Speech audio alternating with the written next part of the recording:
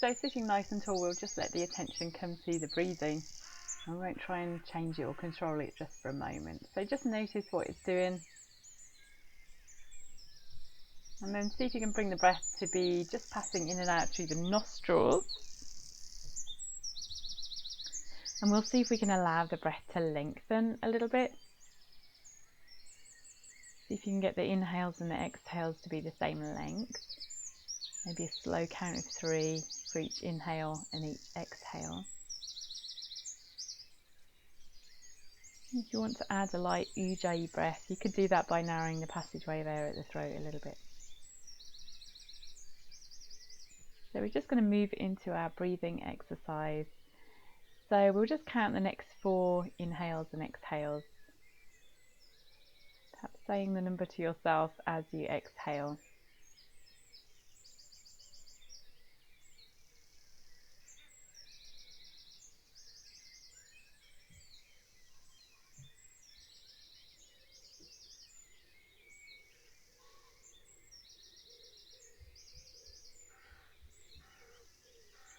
And then for the following 4 breaths, we're going to breathe in and then hold that breath in for 3 seconds. So 4 of those.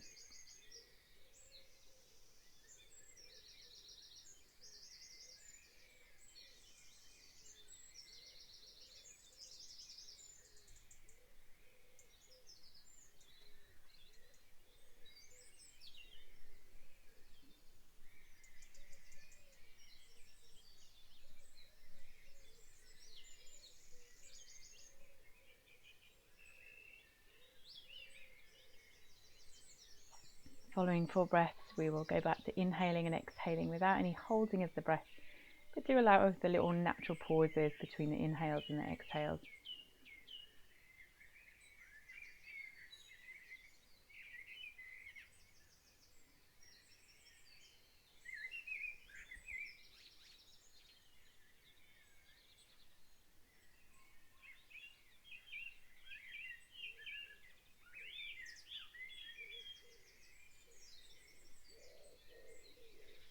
For the following 4 breaths, we'll hold after the exhale. So we breathe in slowly, we breathe out slowly, and then we hold for 3 seconds. So 4 of those.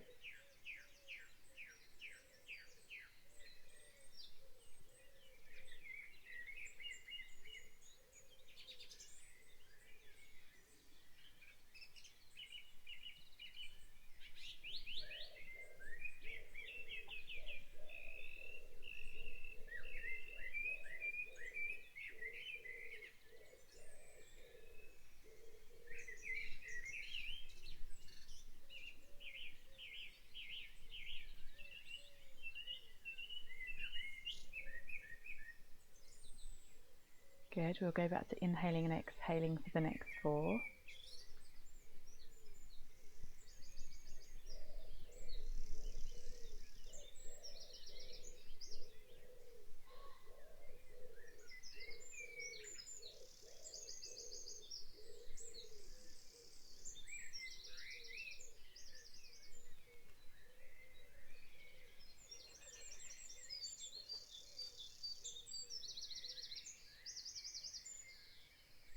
And then we'll take 4 breaths where we hold after the inhales and the exhales. So 3 seconds of holding after the inhale and after the exhale, and 4 of those.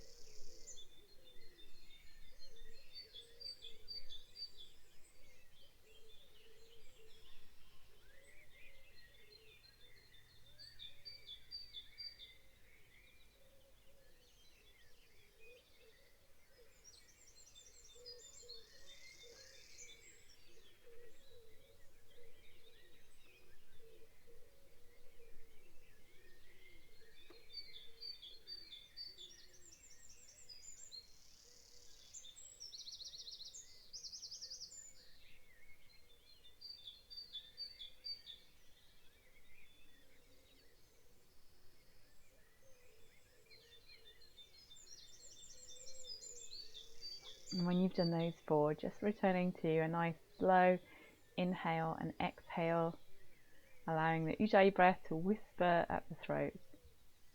And remembering that we want to keep this level of focus on the breath as we move through the rest of our practice. So let's come to standing to get ready for the sun salutations.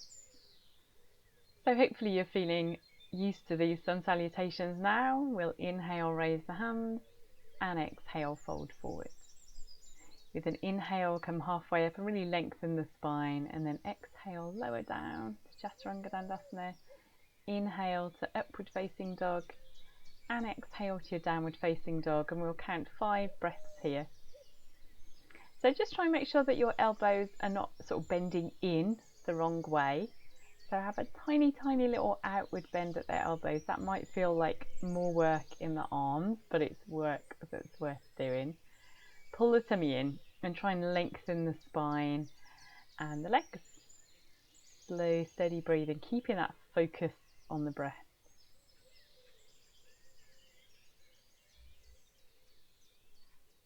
Then with your next inhale, just walk those feet up to where the hands are, lengthen out the spine, and exhale, come into a forward fold. Then inhale, come up, stretching those hands up high, and exhale to standing. Good. Next one then. Inhale, raise the hands, reach up nice and high, and then exhale, keep the body long as you fold forward. Inhale, you're coming up and letting that spine unfurl, and then with the hands nicely placed on the floor, you step back and lower down. With the inhale, come into that little back bend, upward facing dog, and exhale to downward facing dog. Good, so 5 breaths here, and you might step the feet forwards a little bit or back a little bit. We often don't land quite in the correct length for our downward facing dog. We need to modify it, so always just step the feet to wherever feels comfy. If the heels are a long way away from the floor, you can step them a little closer to the hands. If the heels are on the floor, you could try stepping them a little further back and lengthening the posture. So pulling the tummy in, slow, steady breathing. And then with the inhale, walk the feet forwards, lengthen out the spine, and exhale, take another forward fold here, stretching into the hamstrings. With an inhale, come up, stretch up high, and exhale to standing. Good job. All right, third one then. With the next inhale, raise the hands, stretch high, spread the fingers, and exhale, fold forward. With an inhale, lengthen out that spine, and exhale to your Chaturanga Dandasana, or lying down on the tummy. Inhale, come forwards into that back bend, and exhale to your downward facing dog. And then here we can have a go at raising that right leg up. See if you can spread the toes as well on that lifted leg. Pull the tummy in, and just hold here for 5 nice, slow, steady breaths.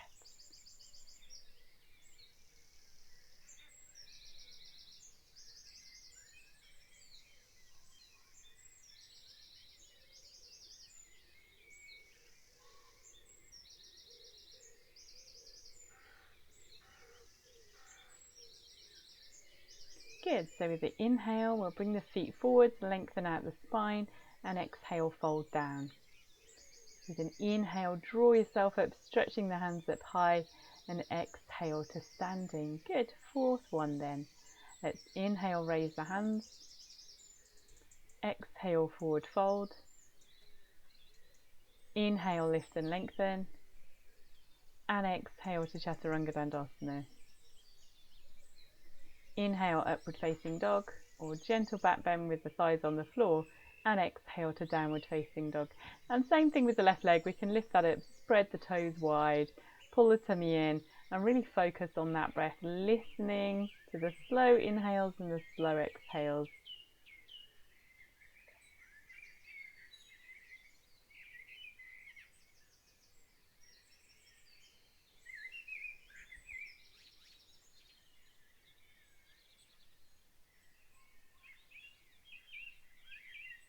Brilliant. Let's inhale, bring the feet to the hands, lengthen out the spine. Exhale, take a nice forward fold. And then inhale, come all the way up, stretch up high, and exhale to standing. And this time we're going to do the 5th one. So inhale, raise the hands. Exhale, fold forward.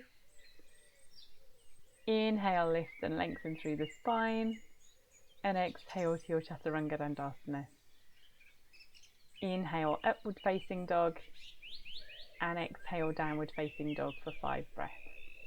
This is a real milestone because in Ashtanga you would just do 5 of these Sun Salutations A, and that's what you've built up to now. So this is really, really good work.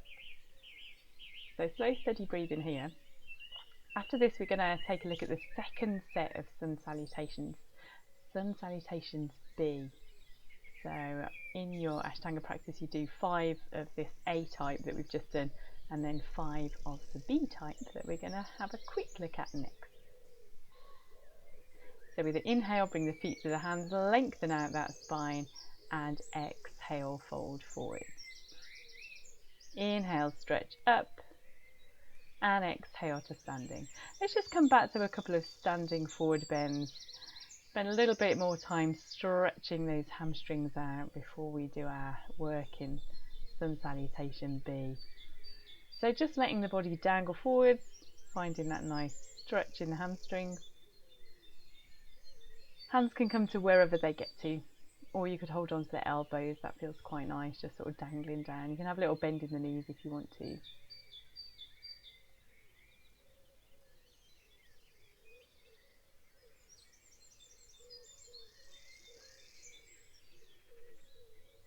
And then with the second one of these, we're going to try and thread these hands underneath the feet. Now you might need to bend the knees quite a lot to do that, so that you're lower, and then see if you can tuck the whole hand. So initially you might just be getting those fingers to tuck underneath the feet, but over time you want to be standing onto the palms of the hand, so the whole of the back of the hand is on the floor and the head is drawing downwards and stretching gently out the back of the neck.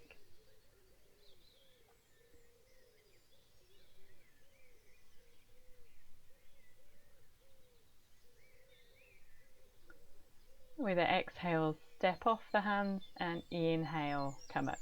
Alright, I'm going to show you what this second Sun Salutation looks like. So just quickly moving through it. First of all, there's a chair pose, so we start with the bent knees and then we come to our forward fold. We've got our long back like before, and then we come to Chaturanga Dandasana, to an upward facing dog and downward facing dog. So that's very similar to before, but now we step forward. This is Warrior A, and then we come back to our Chaturanga Dandasana. We've got to inhale, upward facing dog, and exhale to downward facing dog. Then we step forward with the left foot, coming to Warrior A again, and then coming back to our Chaturanga Dandasana, inhaling to upward facing dog and exhaling to downward facing dog, where we'd spend 5 breaths before coming back, folding forwards and finishing as we started in chair pose. So let's just have a look at some of the constituent elements of that. If you make your way into a downward facing dog, we're just going to have a go at stepping a foot forwards by the hand and then stepping it back again. Now when you begin, this foot might not come very far forwards, but just see what you have. There's a bit of technique, but there's also abdominal strength. So switch to the left foot, step it to the left hand, and then step the right foot to the right hand. So we're just going to do these little drills. You're going to have to shift the weight forwards onto the hand, bend the leg as much as you can to get some clearance so that foot can step forward.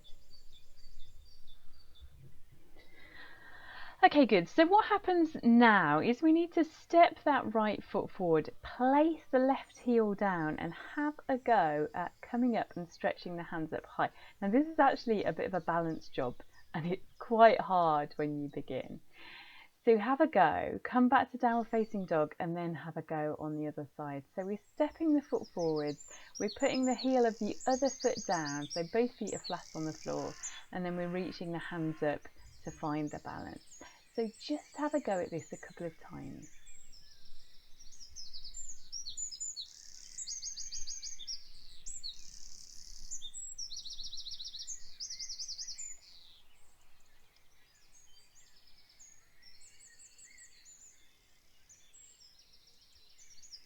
Well done. Let's take a little rest in child pose for a moment. Now, one of the things that you might have discovered was just a feeling of that leg not really wanting to lift up and the foot not wanting to step forward. And I said earlier, this can be to do with abdominal strength. So I've got an exercise here. It's pretty tough, but it's worth doing. So if you just have a go at lifting your right leg to start with, then curl that leg and see if you can get the thigh to touch your body with the leg very, very bent. So if you see here, my heel is right next to my bottom or the back of the thigh. And then you can shift the weight forwards as you progress and see if you can get that knee to touch the tricep. That's really quite hard. So we're going to do this over the coming weeks. So don't worry if you can't do it today. Have a go with the left leg. Lift it up first of all and then curl it close to the body. You want the top of the thigh to be sort of touching against the rib cage. And then you can shift the weight forwards and see if you can get the knee to touch against the top of the tricep of the left arm. It's pretty hard work in the upper body and the abdominals to hold that leg there. So what we're going to have a go at doing next is stepping into our warrior A, which we did before, and then bringing those hands back down to the floor and stepping back into Chaturanga Dandasana or lying down onto your tummy.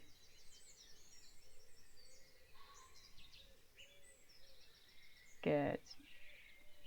So let's make our way back to downward facing dog to try on the other side. So you're stepping that left foot forwards, placing the right heel on the floor, keeping a lunge in that front leg as you reach up, and then the hands are coming back down. You step that foot back out of the way and you lower down to Chaturanga Dandasana or lying on your tummy.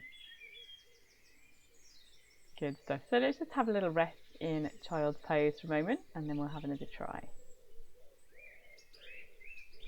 So this is pretty tiring, this work, but you're going to be building a lot of strength. It's really good work to be doing. And next week we can start stringing this together and start practicing our Sun Salutations B. So we'll just have another little go at making that little sequence. So you're going to step the right foot forward, put the left heel down, reach the hands up. This is warrior A with that bent front leg. And then you're going to bring the hands back down, step the foot back and come to Chaturanga Dandasana. So having a go on the other side. So starting from downward facing dog, stepping the left foot forward, the right heel flat, reach the hands up and then hands down, foot back, Chaturanga Dandasana. Brilliant stuff. So just coming to downward facing dog here and we'll have one more go. Stepping forward to warrior A with the right foot, Chaturanga Dandasana. And then coming back to downward facing dog and having a go with the left foot. Step forward, stretch high, come back down, send the foot back, Chaturanga Dandasana or lie on the tummy. Great, and then another little rest in child's pose.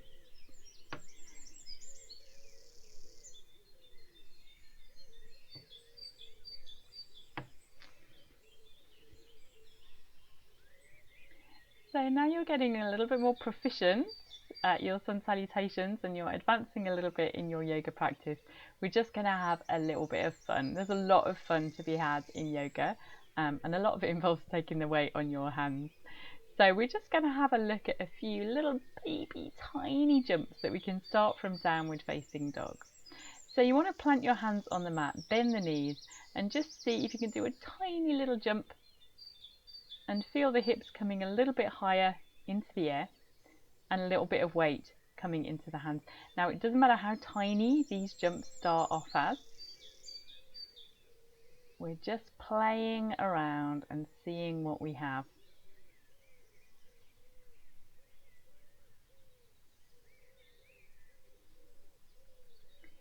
So as you practice this, you'll just get the hang of the weight coming into the hands and landing a little more lightly. And then it might be possible to start jumping the feet so they land a little bit further forwards. So jumping the feet to the hands rather than just jumping up and down on the spot. So you may or may not have that right now. Whatever you have is fine. Okay, so we're going to come to our tree pose. So with the right foot on the floor, we're just bringing the left foot either against the calf or the thigh muscle, turning that knee out to the side and finding our balance. The hands could be at the centre of the chest or they could be up in the air. So just standing tall with the rib cage lifting away from the hips and nice slow steady breathing. When you're ready, bring that to the other side. And just notice whether this feels stable or wobbly, whether the muscles in the legs feel like they're working hard. Just noticing the sensations. It's all fine, whatever you feel. Alright, let's step out wide for our goddess pose, toes turned out and knees bent. We'll lift the elbows to the height of the shoulders and flex the hands and push up with the hands. So you're trying to keep the body kind of vertical as far as possible and sit down quite low. So it should be quite hard work in the thighs. Holding here. And then we can squat all the way down to the floor and come to Cobblers Pose with the soles of the feet together. So trying to sit on the centres of the sitting bones, you might just need to have your feet a little further out than that. Just see if you can find that sensation of sitting nice and tall. And that external rotation at both hips as the knees fall out to the side. Then we can come into the diamond pose, so bringing those feet much further forward but still having the soles of the feet touching together, and roll yourself onto the front parts of the sitting bones, which will bring you into a little bit of a forward lean, but try not to round the back, so draw the chest as far forward as you can and just notice any sensations here.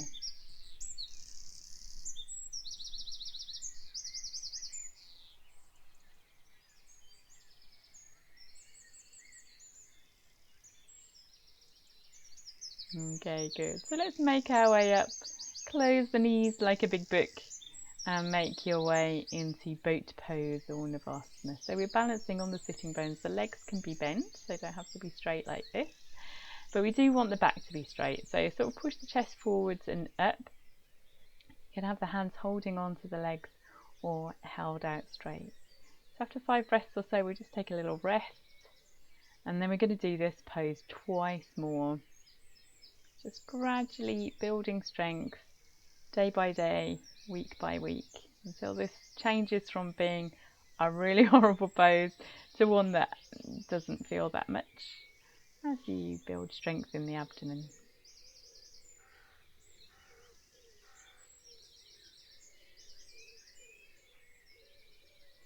So I'm just demonstrating the bent leg version here.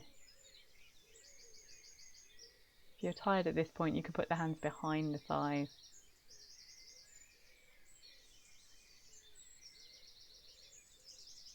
Alright, good stuff. So just going to come into a little twist here. So with the left knee bent and the right leg straight, we just turn in towards that bent leg. Left hand coming down behind us and the right arm just resting across that bent knee. Slow, steady breathing.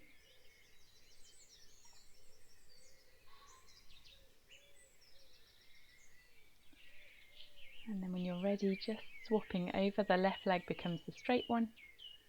And we turn in towards that right leg. Try and sit up as tall as you can in these twists. Sometimes there's a bit of temptation to sort of curl up and pull.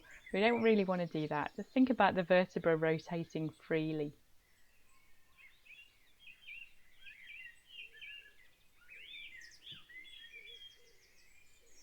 And then turning your way out.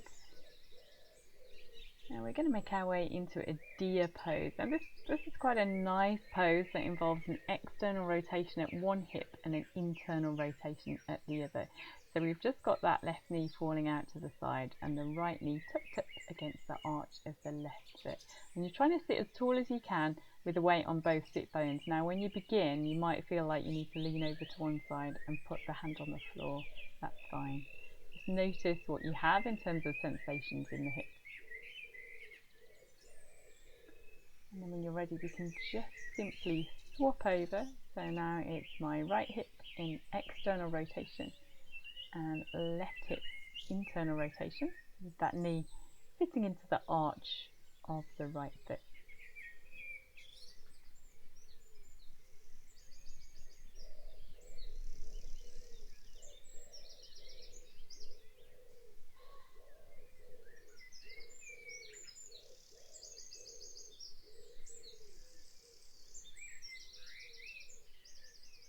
And then we'll make our way out, feet flat on the floor and lowering the back down, and then we can just press the hips up, however much or little you want to into a back bend. So the hands could rest on the floor, they could rest on the sides of the body or the tummy, or they could prop you up from underneath the back of the rib cage. Keep pressing the feet into the floor, slow, steady breathing. After 5 breaths or so, we can just come down, hug the knees into the chest and lift the chin up to those knees for a little bit of a counter pose.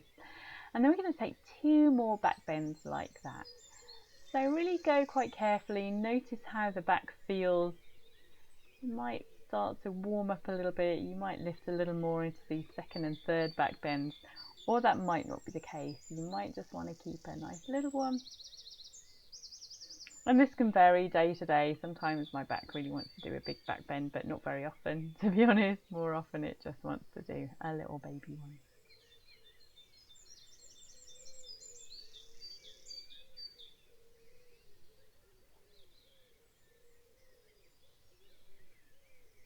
So you want to try and avoid the toes turning out. It's really hard to know. You can't really see. But you can see here that my feet are roughly pointing forwards. My knees aren't falling out, the thighs are kind of parallel. Good stuff. So again, let's hug the knees into the chest, bring the chin to those knees, and then we can just come into our passive twist. So if you've got any cushions or pillows, you might want to have them underneath the knees or between the knees, as you have the knees turned one way and the upper body the other. So once you're in this posture, just see if you can fully relax into it.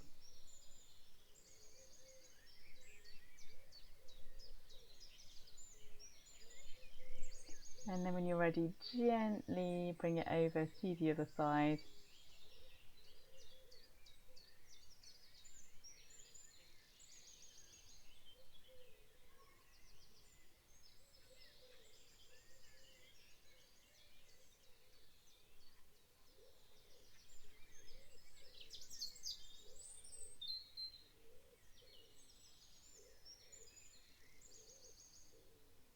And then hug the knees in.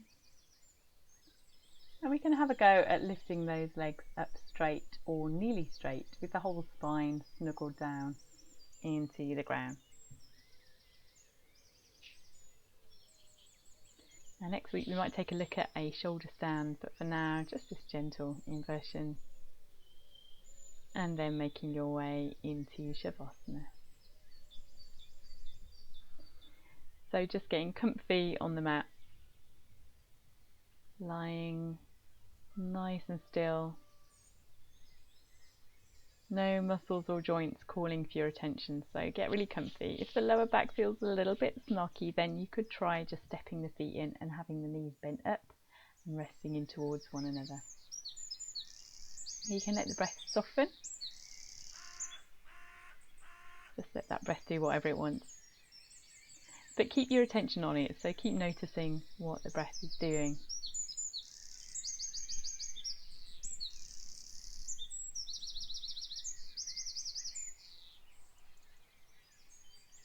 And every time the mind wanders, just gently bring it back to be focusing on the breath.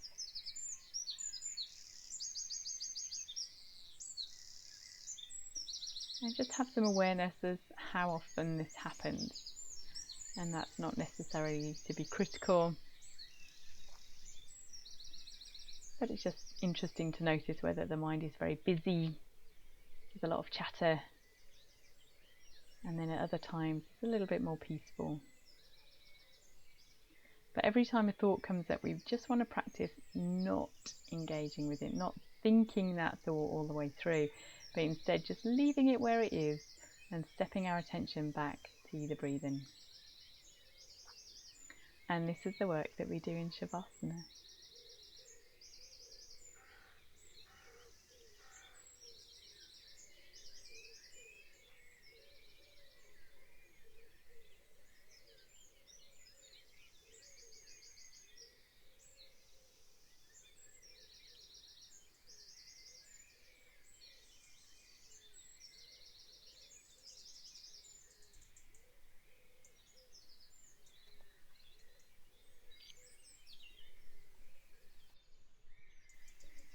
So if you want to staying in Shavasana a little longer, go right ahead. But if it's time to start your day, then just begin to wiggle the fingers and the toes and bring a little bit of movement into the body. And then taking plenty of time, just beginning to wiggle your way out of Shavasana. You might roll over onto one side and then slowly make your way up into a seated position. And closing your practice.